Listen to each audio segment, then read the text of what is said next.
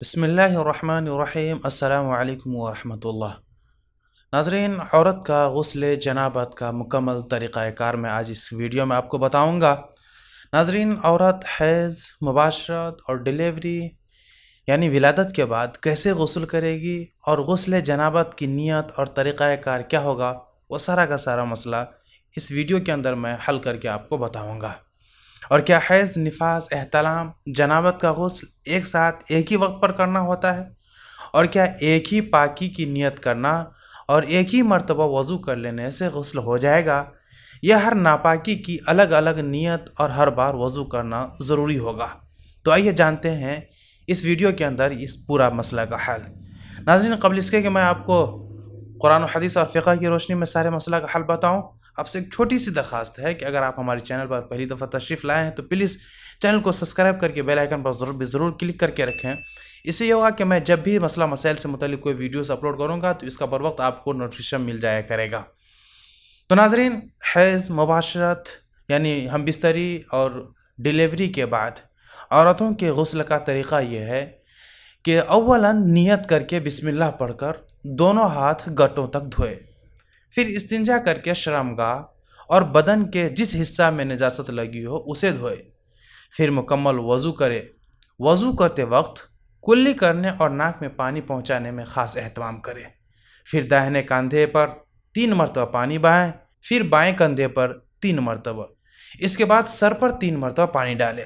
پانی ڈالتے وقت تمام اعضاء کو رگڑ کر دھوئے، اور اگر کسی عورت کی چوٹی پہلے سے بندھی ہوئی ہو پھر غسل کی حاجت ہو گئی تو اس پر چوٹی کھولنا ضروری نہیں ہے، بلکہ بالوں کی جڑ تک پانی پہنچانا کافی ہے، غسل ہو جائے گا۔ لیکن اگر پہلے سے بال کھلے ہوئے ہوں تو اب تمام لٹکائے ہوئے بالوں کو دھونا بھی ضروری ہے۔ لیکن اگر کوئی شخص اس ترتیب کا لحاظ کیے بغیر ہی پورے جسم پر اس طرح پانی بہائے کہ جسم کا کوئی حصہ سوکھا نہ رہے تب بھی جائز ہے، غسل ہو جائے گا۔ لیکن ابھی میں نے جو آپ کو غسل کا مکمل طریقہ بتایا ہے یہ ایک سنت طریقہ ہے، یہ نبی صلی اللہ علیہ وسلم کا طریقہ کار ہے۔ اور غسل تنہائی میں کرے، قبلہ رخ ہو کر غسل نہ کرے، اور ضرورت سے زائد پانی نہ بہائے۔ اور ایک بات یاد رکھنے کی ہے کہ مباشرت کے بعد اسی طرح حیض کا خون بند ہونے کے بعد غسل فرض ہوتا ہے، اور اسی طرح بچے کی ولادت کے بعد جو خون آتا ہے جسے ہم نفاس کہتے ہیں، اس کے بند ہو جانے کے بعد ہی غسل فرض ہوتا ہے۔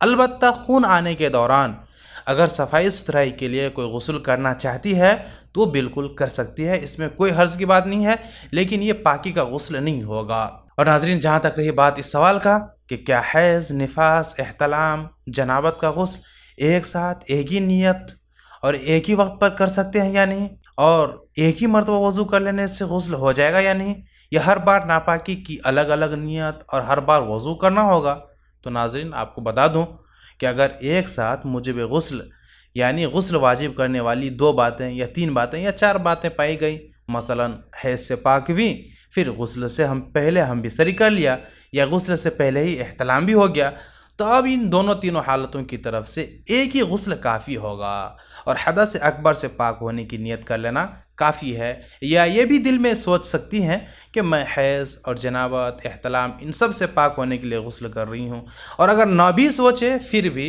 اگر غسل کر لیتی ہے تو انشاءاللہ وہ پاک ہو جائے گی۔ امید ہے کہ مسئلہ آپ کو سمجھ میں آ گیا ہوگا۔ آج کے لیے اتنا ہی۔ اگر ویڈیو پسند آئے تو ناظرین پلیز ضرور لائک کر کے جائیں۔ ملتے ہیں پھر کسی نئی ویڈیو کے ساتھ، تب تک اپنا بہت سارا خیال رکھیے گا۔ فی امان اللہ۔